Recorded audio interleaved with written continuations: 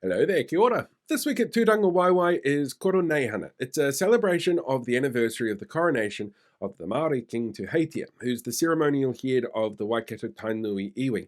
As the third largest tribe in Aotearoa, Koroneihana is a great opportunity for elected officials to speak to Maori. And what's said at the event isn't just heard by Tainui. As a matter of tradition, there's an open invite that stands for all leaders of political parties in Parliament, and all but one of them chose to take up that invite. I'm sure you can guess which one that was. Probably the one sitting at home licking his wounds after a really terrible weekend. After all, there was the shocking interview on Q&A with ex Nicole McKee, where it was revealed that she personally had lobbied directly to the John Key government to leave in loopholes in gun reform laws that were then specifically exploited by the Christchurch terror attacker that led to his decisions and actions. And then she couldn't defend her reasoning that the Police Association feedback on gun reform needed to be excluded from cabinet papers, only that she didn't really like it, so she didn't want it in there. This followed Friday's Waitangi Tribunal interim feedback on the Treaty Principles Bill, which was scathing. And then today, well, there are some things that legally I still can't talk about, but they started happening today as well. But despite their absence, ACT were front and centre on the first day of the event. They actually started the day by claiming that they were the one party not invited, despite assertions from the Kingitanga that said the complete opposite, as well as reiterating a standing invite issued for all MPs. And then in the afternoon, when Stuff asked Seymour why he wasn't there, he admitted that they did get an invite. But he felt that he should stay in Wellington and focus on important things, like charter schools. At the event itself, though, a theme came through. Maori feel like they've been hit by a bus, which was then reversed, and the Treaty Principles Bill is the most divisive piece of legislation this country has seen in a long time.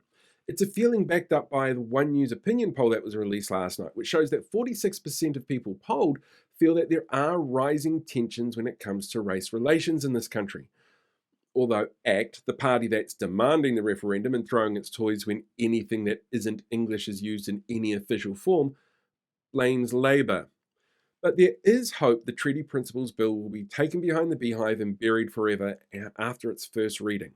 Understandably, Te Pāti Māori, the Greens and Labour are dead set against this bill, and the always transparent Luxon pointed out that he personally doesn't support it, and the National Party will not support it after its first reading.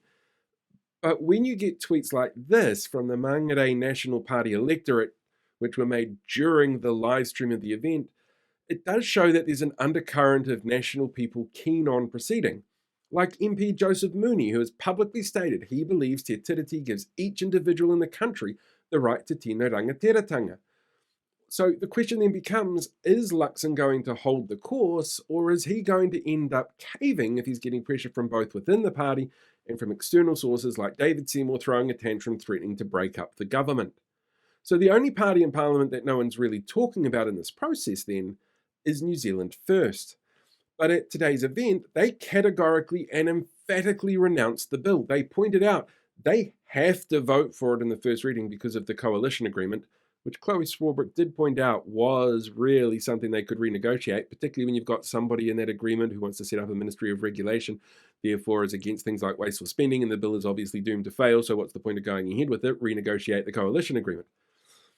But they promised, New Zealand First that was, that they are never going to vote for the bill after that first reading. Now, as with anything an elected official says, take it with a grain of salt.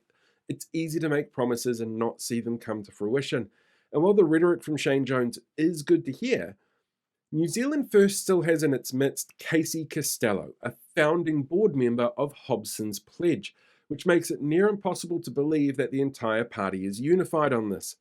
So we must remember that as much as we're promised a bill that's meant to be dead on arrival, a complete waste of time and resources for everybody, there are elements within all three coalition parties keen to see that this moves forward.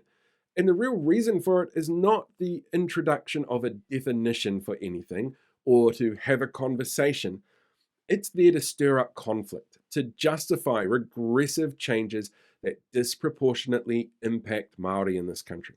It's a move designed to shake the Overton window towards a more, ACT-based ideology that it wants everybody to spout. and it makes it easier for them to have us at each other's throats in the future. It's a party that struggled to get to 9% of the vote on election night, and now it's trying to dictate to the rest of us how we should see ourselves and how we should connect with each other. But when that connection is division, that's not a way forward for anybody.